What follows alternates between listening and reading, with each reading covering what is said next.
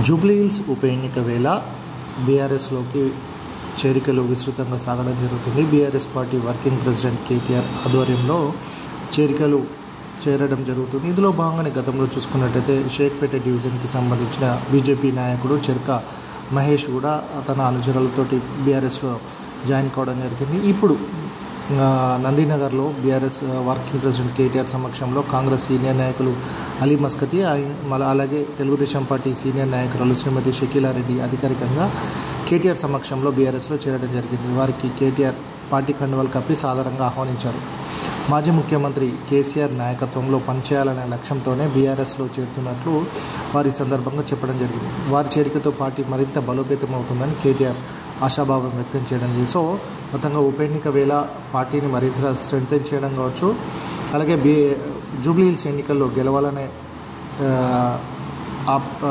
లక్ష్యంతో చేరికలు కూడా విస్తృతం చేస్తున్న నేపథ్యం కనబడుతుంది. సో మొత్తంగా అటు దీన్ని చూసుకున్నట్టయితే ఓట్ చోరీ ఏదైతే ఉన్నదో ఒకే ఇంటిలో 27 ఓట్లు కావచ్చు, దాదాపుగా 2000 ఓట్ల వరకు ఒకే ప్రాంతంలో కావచ్చు, అలాగే దాదాపుగా 15,000 ఓటర్లు నకిలీ ఓటర్లు ఉన్నట్లుగా కూడా కేటీఆర్ చెప్తున్న సందర్భం ఉంది. ఇందులో భాగంగానే బీఆర్కే భవన్లో రాష్ట్ర ఎన్నికల సంఘాన్ని కూడా ఆయన కలవడం జరిగింది. మొత్తంగా పార్టీని జూబ్లీహిల్స్ ఎన్నికల నేపథ్యంలో అక్కడ నియోజకవర్గంలో బలోపేతం చేస్తూ అలాగే ఇంకా చేరికలను ఆహ్వానించడం జరుగుతుంది. మొత్తంగా అన్ని పార్టీలకు సంబంధించిన నేతలు ఎవరైతే ఉండడం జరిగిందో, అంటే అక్కడ నియోజకవర్గంలో బలమైన క్యాండిడేట్ ఎవరైతే ఉండడం జరిగిందో వారందరినీ కూడా చేర్చుకునే ప్రయత్నం సాగడం జరుగుతుంది. సో ఇందులో భాగంగా ఈరోజు జరిగిన కార్యక్రమంలో మాజీ మంత్రులు కొప్పుల ఈశ్వర్ అలాగే మాజీ మంత్రి మల్లారెడ్డి కూడా పాల్గొనడం జరిగింది.